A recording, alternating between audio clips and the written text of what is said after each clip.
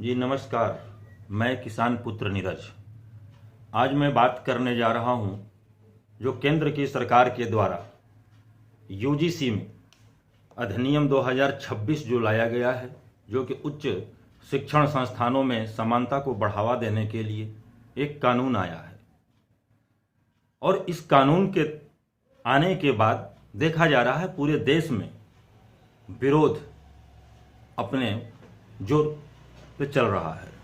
अब बात यह होती है और होनी चाहिए कि आखिरकार यह कानून क्या है और लाया क्यों गया। इस कानून में यह बताया जा रहा है कि जाति, धर्म, लिंग और दिव्यांगता इसके लिए लाया है कि वे भेदभाव की स्थिति न आए। लेकिन एक तरफ यह भी देखा जा रहा है कि इससे पहले भी देश के अंदर शिक्षण संस्थानों के लिए जातिगत समानता, भेदभाव को रोकने के लिए भारतीय संविधान में मुख्य रूप से अनुच्छेद 15 और 46 पहले से ही मौजूद है। लेकिन कानून में आमूलचूल परिवर्तन होते रहना चाहिए, इससे भी कोई रोक नहीं है। लेकिन आप शिक्षा के क्षेत्र में दुराव की स्थिति पैदा करने के लिए अपने तमाम योजनाओं को, अपने द्वारा लाए गए नियम कानूनों को फ्लॉप होते हुए देखने के बावजूद भी एक दूसरे तरफ देश के जनता का ध्यान ले जाने के लिए यह नियम का लाना सरासर गलत है। देखा गया है हमारे यहाँ कि इससे पहले भी कानून हमारे यहाँ रहे हैं। ऐसा नहीं रहा है कि कानून दहेज उत्पीड़न का भी मामला आता रहा। उस दहेज उत्पीड़न में देखा गया था कि एफआईआर हो जाते ही गिरफ्तारी होती थी। SC/ST एक्ट भी रहा, ठीक, शिकायत होते ही गिरफ्तारी होती थी। लेकिन उसमें भी संशोधन किया गया।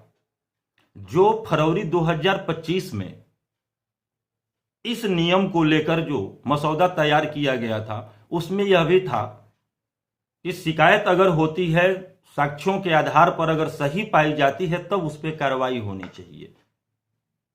लेकिन इस बार इसको हटा दिया गया है, कहीं उसको जगह नहीं है। और चिंता का विषय है कि अगर बिना किसी ठोस सबूत के केवल शिकायत हो जाने के बाद अगर यह कार्रवाई हो जाती है, जो समानता केंद्र बनाया गया है वहां पर सभी शिक्षण संस्थानों में स्थापित होना है, और उसमें शिकायत होती है तो उस पर कार्रवाई हो जाएगी। इस कार्रवाई का शिकार होगा कौन?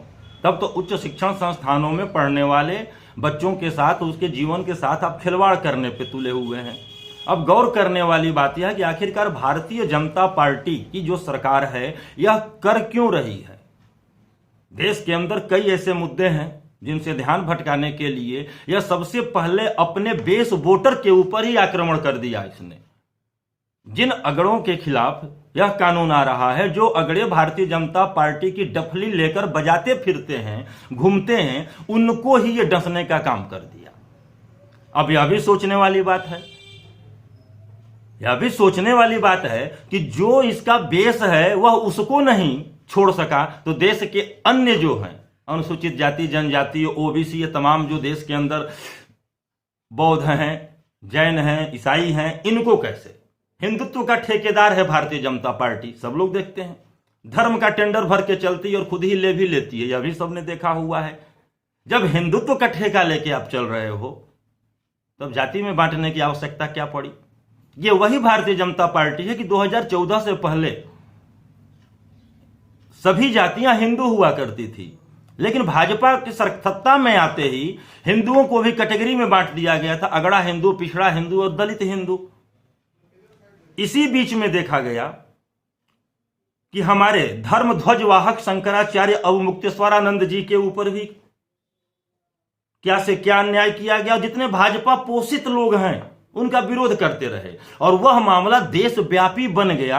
और वह मामला देशव्यापी न बने, उसको हटाए, इसलिए ऐसे कानूनों को लेकर आया गया। लेकिन यह भारतीय जनता पार्टी की, मोदी जी की सरकार है, अपने ही कानून लाती है और अपने ही हाथ जोड़ के वापस भी लेती है, क्योंकि ये पारंगत है वापस करने में। लेकिन गौर करने वाली बात है, आखिरकार उच्च शिक्षण संस्थानों में ऐसा माहौल क्यों क्रिएट किया जा रहा है, क्यों बनाया जा रहा है कि वहां पर शिक्षा के स्थान पर आपसी दुराव की स्थिति पैदा हो जाए, जातिगत मतभेद की स्थिति पैदा हो जाए और वहां पर देश को बेहतर युवा, पढ़े लिखे युवा मिले। ऐसा होना चाहिए, न कि वहां पर आपसी मतभेद और विवाद के माहौल में खड़े हुए युवा मिले। अगर ऐसी स्थिति आती है तो देश रसातल में ही जाएगा और इसको भारतीय जनता पार्टी की सरकार जो है, मोदी जी की सरकार है, चाह रही है कि आपस में लोग भिड़ते रहें, ऐसी स्थिति बनी रहे कि उनका रोटी, राजनीतिक रोटी सेकने में मजा आता रहे। लेकिन फिर से मैं वही कहूंगा कि जो अपने बेस वोट को नहीं छोड़ सका है वो देश को किसी हाल में नहीं छोड़ सकता। इनका काम है सिर्फ राजनीति करना और राजनीति ही करते रहेंगे। और क्रमशः मैं फिर अगले वीडियो में अपने में बनाऊंगा, आपको दूंगा तथ्यों के साथ। अभी यह शुरुआत था, तथ्यों के साथ हर स्थिति से आप सबको अवगत कराता रहूंगा। नमस्कार।